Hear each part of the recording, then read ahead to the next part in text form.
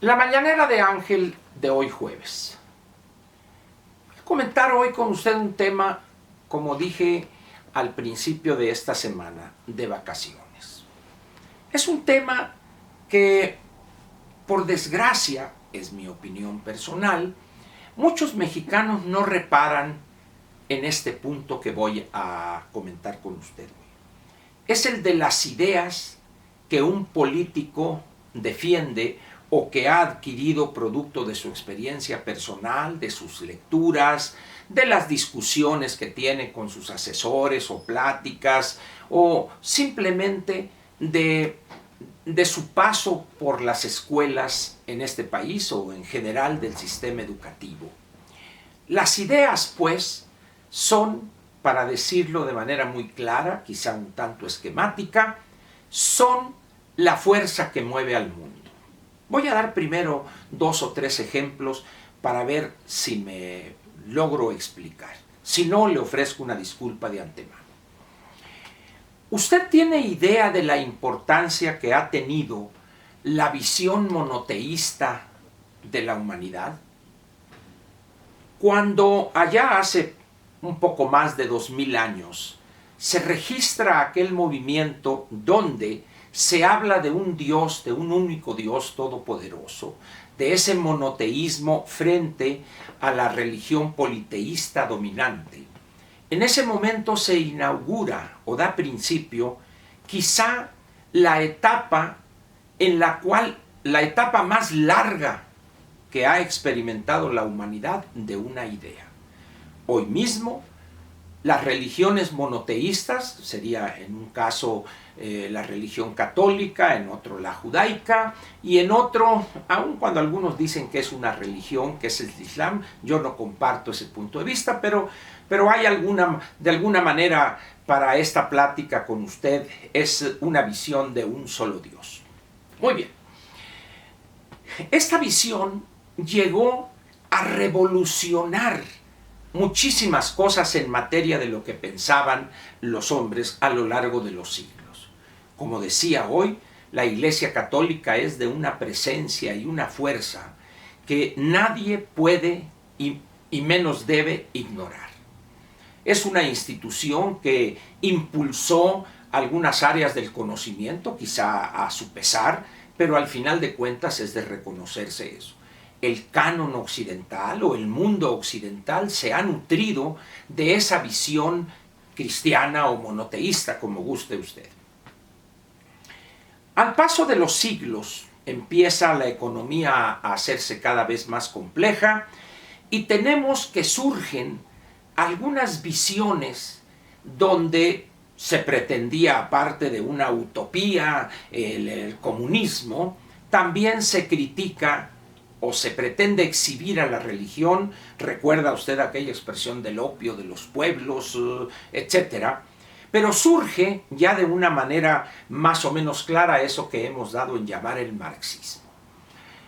El marxismo, en cualquiera de sus manifestaciones, es una idea o un conjunto de planteamientos que ha causado la muerte de decenas, por no decir centenas de millones de seres humanos en el mundo. Pero al final de cuentas, es una idea o una visión del mundo que rebasó a sus fundadores, el licenciado Federico Engels y el licenciado Carlos Marx, que vivía siendo mantenido por la munificencia y solidaridad de don Federico. Posteriormente eso lo recibieron Lenin, el licenciado Stalin y luego Mao Zedong, Ho Chi Minh, Kim Il-sung, los hermanos estos que más bien era un marxismo payaso, los hermanos Castro, y no se diga ya Hugo Chávez con su socialismo del siglo XXI. Pero al final de cuentas es una idea que pasa, o sea, que rebasa su época y se transmite a siguientes generaciones. Las ideas, pues, en los políticos son un instrumento fundamental, central, diría yo, para lograr hacerse del poder y conservarse en él. Pero al mismo tiempo que surge el marxismo y esta visión socializante, vamos a ponerlo así, surge su contrario. las ideas libertarias, las ideas que en una estructura integral plantean no el sometimiento del individuo a un gobierno todopoderoso, una dictadura, en este caso la del proletariado, sino plantean lo contrario, la libertad del individuo, la libertad para decidir, y de ahí viene el nombre del liberalismo, esa corriente, esa idea o ese conjunto de ideas que parte de la libertad como bien supremo. Y luego vienen expresiones de aquellos que desconocen la historia de las ideas y hablan del neoliberalismo para acá y para allá. No es cierto. Lo correcto es ideas liberales o el liberalismo. O en el plano económico no son políticas neoliberales. Eso es una paparruchada, es una tontería. Economía abierta o economía de mercado. Donde la característica fundamental es la libertad del individuo en su calidad de agente económico privado o consumidor para decidir lo que va en el mejor de sus intereses.